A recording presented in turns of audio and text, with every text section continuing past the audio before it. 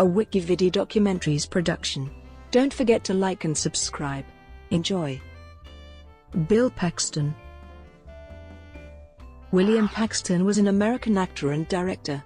He appeared in films such as The Terminator, Weird Science, Aliens, Predator 2, Tombstone, True Lies, Apollo 13, Twister, Titanic, U-571, Vertical Limit, Edge of Tomorrow, and Nightcrawler. He also starred in the HBO drama series Big Love, earning 3 Golden Globe Award nominations during the show's run. He was nominated for a Primetime Emmy Award and a Screen Actors Guild Award for portraying Randall McCoy in the History Channel miniseries Hatfields McCoys. Paxton's final film appearance was in The Circle, released 2 months after his death. Early life. Paxton was born and raised in Fort Worth, Texas, the son of Mary Lou and John Lane Paxton. His father was a businessman, lumber wholesaler, museum executive, and occasional actor, most notably appearing in Sam Raimi's Spider-Man films. Paxton's great-great-grandfather was Elisha Franklin Paxton, a brigadier general in the Confederate States Army during the Civil War, who was killed commanding the legendary Stonewall Brigade at the Battle of Chancellorsville. Bill's mother was Roman Catholic, and he and his siblings were raised in her faith. Paxton was in the crowd when President John F. Kennedy emerged from the Hotel Texas in Fort Worth, Texas on the morning of his assassination on November 22, 1963.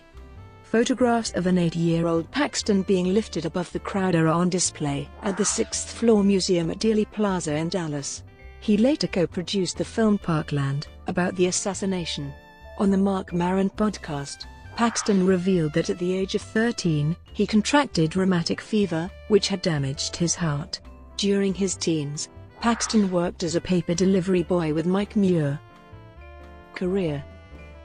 Among Paxton's earliest roles were a minor role as a punk thug in The Terminator, a supporting role as the lead protagonists bullying older brother Chet Donnelly in John Hughes' Weird Science, and the melodramatic Private Hudson in Aliens. He directed several short films, including the music video for Barnes & Barnes' novelty song, Fish Heads, which aired during Saturday Night Live's low-rated 1980-81 season. He was cast in a music video for the 1982 Pat Benatar song, Shadows of the Night, in which he appeared as Nazi radio officer. Music career. In 1982, Paxton and his friend, Andrew Todd Rosenthal, formed a new wave musical band called Martini Ranch. The band released its only full-length album, Holy Cow, in 1988 on Sire Records. The album was produced by Devo member, Bob Casale, and featured guest appearances by 2 other members of that band. The music video for the band's single, Reach, was directed by James Cameron. 1980s. Paxton worked with Cameron on The Terminator and then reunited with him on Aliens. His performance in the latter as Private Hudson earned him the Saturn Award for Best Supporting Actor. 1990s. He and Cameron collaborated again on True Lies and Titanic, the latter of which was the highest-grossing film of all time at its release. In his other roles, Paxton played Morgan Earp in Tombstone, Fred Hayes in Apollo 13, the lead in Twister, and lead roles in dark dramas such as One False Move and A Simple Plan. In 1990, he co-starred with Charlie Sheen and Michael Biehn in Navy SEALs. 2000s-2010s. Paxton directed the feature films Frailty, in which he starred in The Greatest Game Ever Played. 4 years after appearing in Titanic, he joined Cameron on an expedition to the actual Titanic. A film about this trip, Ghosts of the Abyss, was released in 2003. He also appeared in the music video for Limp Bizkit's 2003 song, Eat You Alive, as a sheriff. His highest-profile television performances received much positive attention, including his lead role in HBO's Big Love, for which Paxton received 3 Golden Globe Award nominations. Paxton also received good reviews for his performance in the History Channel's miniseries Hatfields McCoys, for which he was nominated for an Emmy Award alongside co-star Kevin Costner.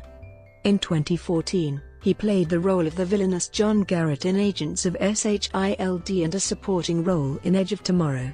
He starred alongside John Bernthal, Rose McGowan, and John Malkovich as a playable character in the 2014 video game Call of Duty: Advanced Warfare. In February 2016, Paxton was cast as Detective Frank Rourke for Training Day, a crime thriller television series set 15 years after the events of the eponymous 2001 movie.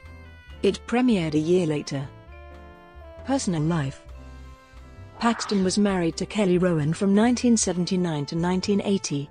In 1987, he married Louise Newbury, and they had 2 children, James and Lydia. In February 2017, a few weeks prior to having cardiac surgery, and ultimately until his death, Paxton stated in an interview with Marc Maron that he had a damaged heart valve, the result of suffering from rheumatic fever in his youth.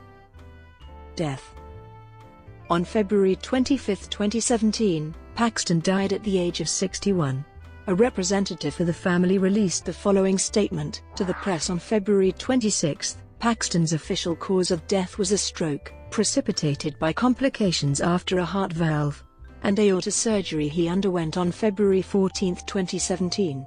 It was later revealed that Paxton had suffered rheumatic fever as a child, which had caused heart damage early in his life. He is interred in the Forest Lawn Memorial Park.